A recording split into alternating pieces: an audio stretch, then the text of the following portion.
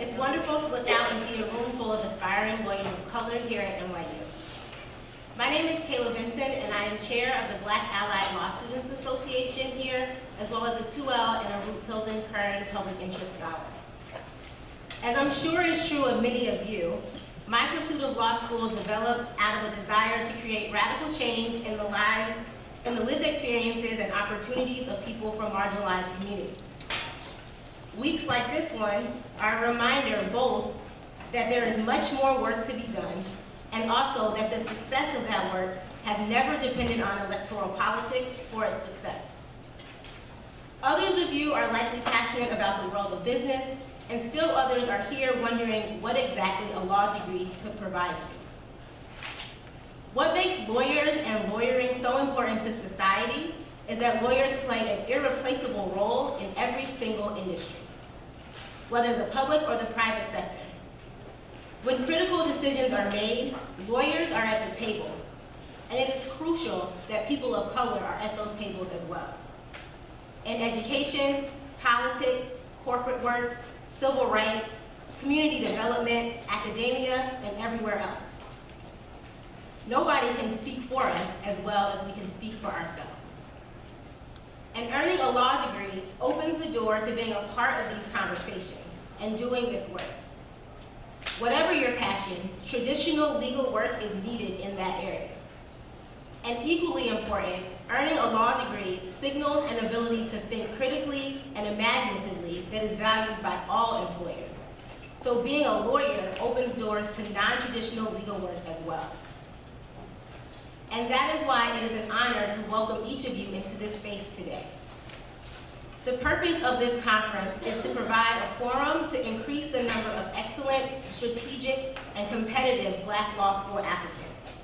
And that means providing resources, information, and contacts that will support you through the application and admission process, the law school experience, and entrance into the legal profession.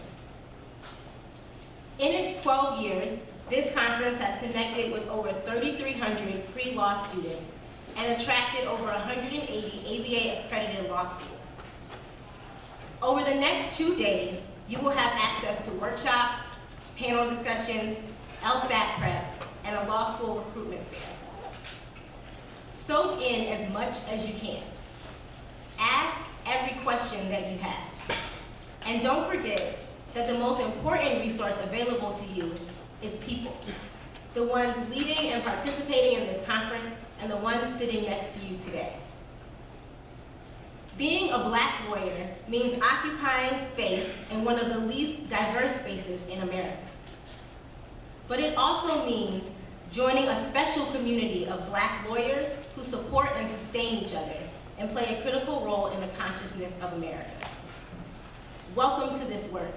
It is an honor to have you.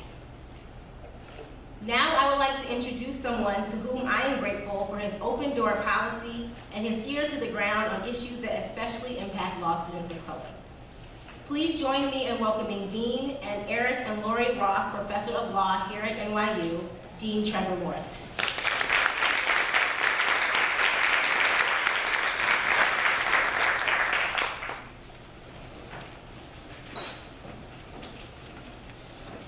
Thank you, Kayla. Good morning. Good morning. It's a real pleasure to welcome all of you here to NYU Law School for the National Black Pre-Law Conference. And let me also say, I know we have gathered in a room just a little bit down the hall, the attendees at the National Hispanic Pre-Law Conference as well. The law school is delighted to be hosting both of these events simultaneously. Welcome to all of you. And congratulations on taking the step to find out more about legal education, the legal profession, and to be able to concretize your own imagining yourself in that space.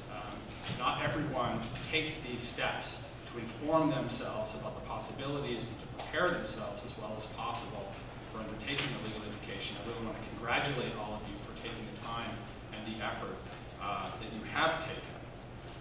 Also want to say that these events, these two conferences, are really resonant with a deep set of institutional values here at NYU Law School, and you'll have to forgive me. You can't give the dean of a law school a microphone and expect him not to brag a little bit about this school. So that's what I'm about to do. I think of this school as one that is deeply committed to public service and public interest in the broadest sense. Our students, when they graduate, go on to careers in every area of legal practice and beyond legal practice. So when I say public service, I don't mean simply the students of ours who go to work in government at all levels, municipal, state, federal. And when I say public interest, I don't mean just those who go to work in leading non-governmental organizations across this country and around the world, though I certainly mean to include all of those. But I also mean to refer to a kind of public spiritedness that this law school tries to encourage in all of its graduates, that they think of the role of a lawyer, the professional identity of a lawyer, whether working at a large law firm or as a solo practitioner or in-house at a large corporation or in any other setting, that the professional identity of a lawyer has a public regarding aspect, that we work towards some broader set of values, certainly to represent as vigorously as possible our clients, whether in litigation or transactional work or in any advisory capacity, but also in the course of doing that to advance a broader set of goals surrounding the rule of law itself. The rule of law cannot exist in any country at any time without lawyers committed to it. It may also be fair to say the rule of law has never existed perfectly anywhere. It's something to which to aspire, not to be complacent about. And on that note, I want to say again, I think, echoing something Kayla said, there has never been a more important time for people to go to law school. So thank you for being the next generation of leaders in this profession. The steps you're taking today are ones that the entire country really should be thanking you for, and I thank you for it. I want to say also that here at NYU Law School, we take the value of diversity very, very seriously. Earlier this semester, we launched a multi-year strategic plan organized around 3 overarching goals, one of which is explicitly diversity and inclusion. We think about that at the level of the students we admit here to this law school, at the level of the faculty we recruit, at the level of the administrators we hire, and we think of it at the level of supporting our graduates in pursuing their careers and helping them to advance within the firms or other employment structures they're in. We think of it also as a matter of thought leadership, and in that vein, we're very proud just this week to have launched a new center on diversity, inclusion, and belonging, led by our wonderful civil rights and constitutional law scholar, Kenji Yoshino, who's the Chief Justice of Warren, Professor of Constitutional Law here, and he was on this stage just yesterday afternoon in conversation with Justice Sonia Sotomayor about issues of the day. This is quite an incredible week to be having a conversation like that.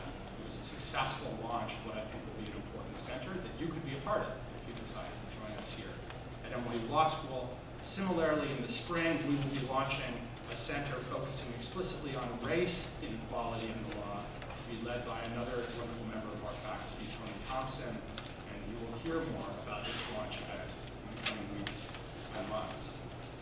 Why is diversity as important as it is to this law school? Well, some of it is what Kayla was referring to earlier. The legal profession will succeed best when it looks like the country it is trying to serve. And right now, the legal profession, if anything, is looking less and less like the rest of society, not more and more. And that's not a problem that's going to fix itself. It will fix itself by sustained institutional attention on the part of law schools, among others. And so that's one reason. Another reason to value diversity is that it actually increases the quality of the education that everyone receives. If we think of diversity in the broadest sense, so thinking of identity-based forms of diversity, whether that's gender, race and ethnicity, sexual orientation, socioeconomic status, but thinking also about diversity of experience, perspective, and belief. The goal of any truly outstanding law school, and we believe we are one of those, is to engage in deeply rigorous critical analysis of ideas and principles, to think that we will become better advocates for the ideas we most believe in if we have practiced entertaining the strongest possible arguments against them, to think that the kind of open critical inquiry that really is what any university overall is about is what a top-notch legal education is fundamentally about. And that is enhanced by a more diverse community. That is enhanced when we engage in it through and with a truly diverse community, as opposed to a more homogeneous community, whether that homogeneity is a matter of race, or ethnicity, or gender, or belief. And so these all go together in my view. And again, I want to thank you for being here at NYU Law School today. I want to congratulate you again on the investment you've made in learning more about legal education and the legal profession that you may seek to join.